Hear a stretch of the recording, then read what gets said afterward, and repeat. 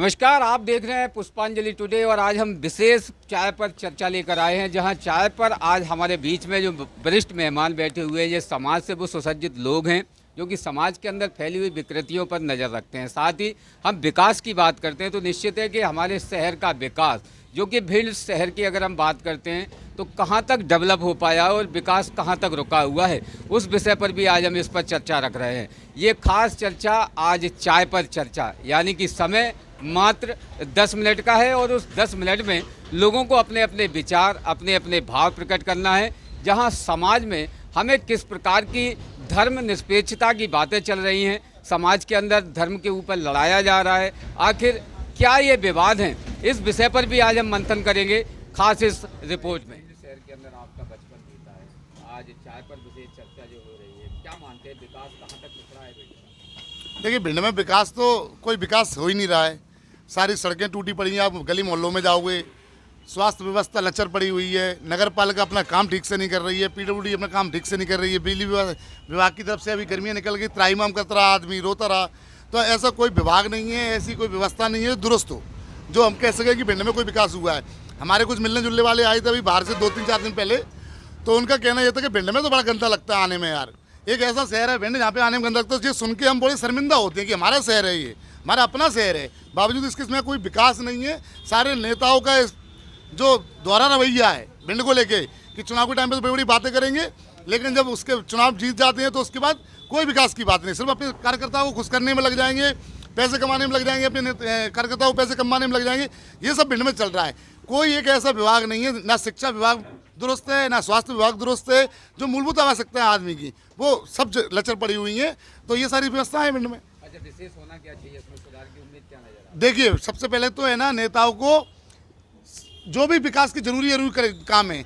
एक अस्पताल की मैं बात कर रहा हूँ, चूँकि मैं अस्पताल में रहा भी हूँ बचपन से, तो अस्पताल में डॉक्टर होने चाहिए, मशीनें होनी चाहिए, लोगों की जांच हो पाए। अब किसी को हार्ट अटैक अगर आ जाए, जो आजकल आम हो गया है, तो ऐसी स्थिति में यहाँ पे वो 6 टैबलेट जो पकड़ा दी जाती हैं, बस वही है, उनसे प्राण बच जाए तो बच जाए। इलाज कुछ नहीं है। आप ये सोचो कि उन्हें पंपिंग वम्पिंग करके जो आम इलाज है वो दे दें, बस तो दे दें फर्स्ट एड, सिर्फ फर्स्ट एड, इसके अलावा कोई इलाज नहीं है। ग्वालियर ही जाना पड़ेगा, वहाँ पे आके इलाज कराना पड़ेगा। भिंड में शिक्षा के नाम पे आप बात करें तो आप सरकारी स्कूलों के हालात देखेंगे तो वहाँ पे बिल्डिंगों में लोग जो कर्मचारी वैसे होते हैं ना, वो वहाँ पे रह रहे हैं, बड़े खाली पड़े हुए हैं। ऐसी स्थिति है ना हमारे भिंड शहर की पड़ी हुई है।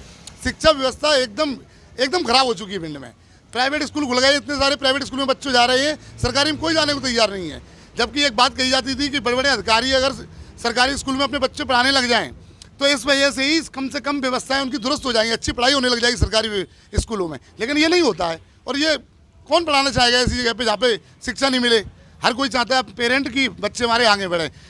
आप विकास के नाम पे भिंड में बात करोगे, कोई विकास नहीं है। आप अगर यहाँ अग्रसेन चौराहे से शास्त्री चौराहे तक तो आप देखेंगे कि आपको 15-20 मिनट लग जाएंगे निकलने में, जबकि आधा मिनट का रास्ता है वो। विकास पर क्या कहना चाहेंगे शहर के विकास के? राहुल जी ने कहा बिल्कुल बात सही है, बस आ गया।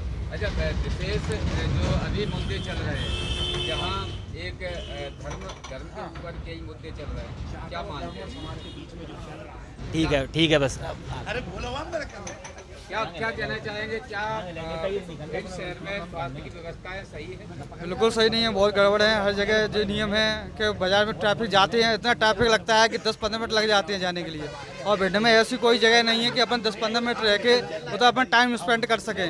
मतलब कोई ऐसी मनोरंजन के लिए चीज़ नहीं है अपने भिंड में कि अपन उधर टाइम स्पेंड कर सकें।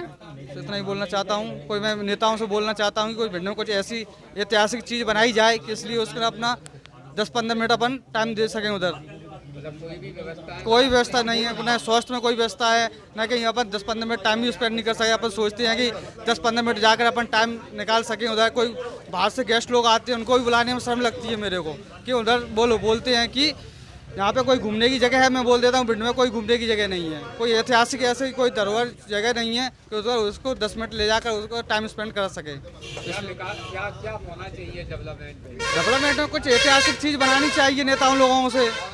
नेताओं को सोचना चाहिए कि भिंड में कुछ ऐसा चीज़ बनाई जाए कि कुछ वो हो, आदमी वो कर सके। विशेष क्या मानते हैं धर्म के नाम पर जो अभी जातिवाद चल रहे हैं? धर्म के नाम पे तो सारा बुरा है। लोग बाग अपना अपना धर्म अपनाते हैं। कोई कहता है कि तुम वो करो ये करो, इस वजह से।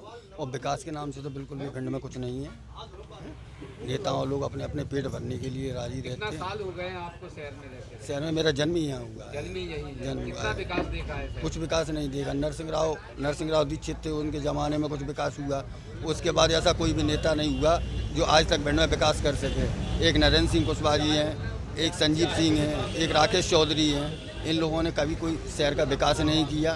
कहीं भी कोई गली मोहल्ले में भी आप जाके देखिए, बाज़ार में एक एक घंटे जाम लग जाता है। अगर कोई मरीज़ यहाँ से हॉस्पिटल ले जाना हो तो रास्ते में जाम लगा रहा है। मरीज़ बेशक मर जाए लेकिन उसको किसी को कोई फ़र्क नहीं पड़ता। ट्रैफिक स्वास्थ्य पर क्या मानते हैं? स्वास्थ्य पर क्या है? स्वास्थ्य व्यवस्था भी बिल्कुल बेकार है। लाइनों में लगे रहो एक एक घंटे, तब पर्चे बनते हैं।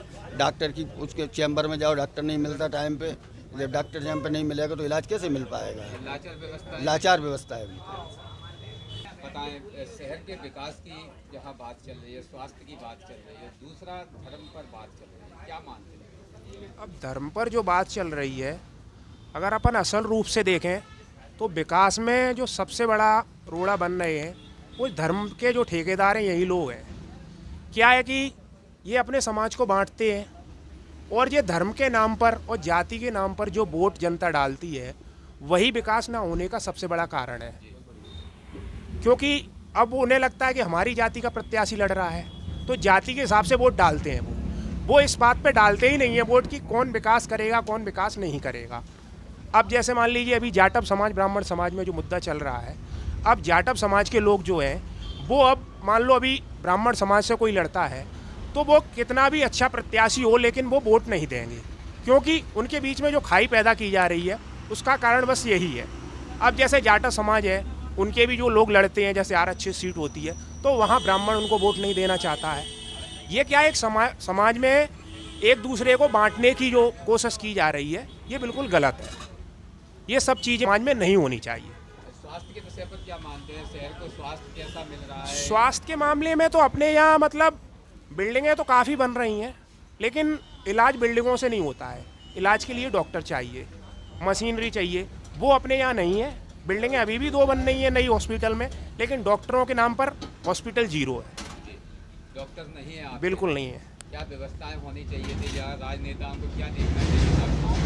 यहाँ जो सांसद का महत्व है, सांसद को किस प्रकार से ध्यान देना चाहिए हमारे शहर के अंदर? देखिए, सांसद जी तो हमारी बस सिर्फ चुनाव में वोट लेने के लिए आती हैं, बाकी उनका 5 साल कोई पता नहीं रहता है। अब जैसे जो केंद्र की जो योजनाएं हैं उनका जो क्रियान्वयन होना चाहिए उसके लिए सांसद जी जिम्मेदार हैं। जैसे हॉस्पिटल में है या रेलवे में है, आज अपनी जैसे मान लो रेलवे लाइन है आज भी अपनी सिंगल पड़ी हुई है, जबकि भिंड जिला जो है इटावा से जुड़ गया तो आज अपना स्टेशन काफ़ी विकसित हो जाना चाहिए था।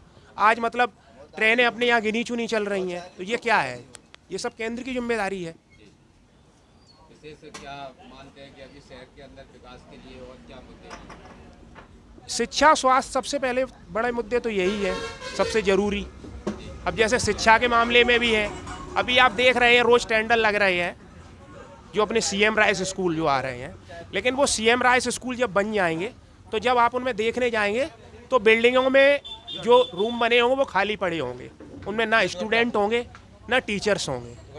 अब ये बताइए बिल्डिंगों से थोड़ी पढ़ाई होती है। और शहर के विकास की अगर हम चर्चाएं करते हैं तो वास्तविकता में आज यहाँ जो समाज के प्रबुद्ध नागरिक बैठे हुए थे उन्होंने स्पष्ट कहा है कि हमारे शहर का विकास जिस तरफा और जिस प्रकार से होना चाहिए उसकी कहीं ना कहीं पहल अभी तक हुई ही नहीं है। हालांकि यहाँ कई सांसद कई विधायक बन चुके हैं, लेकिन भिंड का अभी तक स्टेटस ना ही तो स्वास्थ्य का बिगड़ा है पूर्ण तरीके से संभल पाया है और ना ही शिक्षा का बिगड़ा हुआ स्टेटस को अभी तक पूर्ण तरीके से संभाल पाए हैं।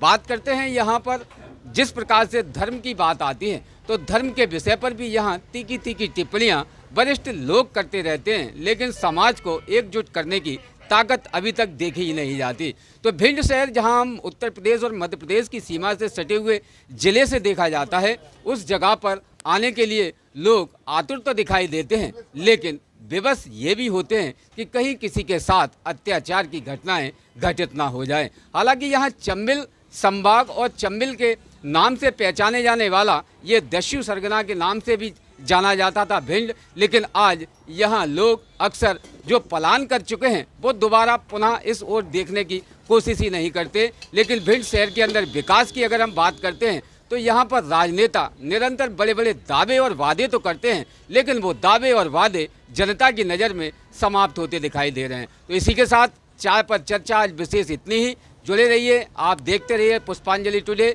और आगे मिलते हैं आपको नई चर्चा के साथ में, जहां हम अपने मन की बात, जनता के दिल की बात को आप तक पहुंचाते रहेंगे। इसी के साथ इमरान विदाई लेता है। नमस्कार।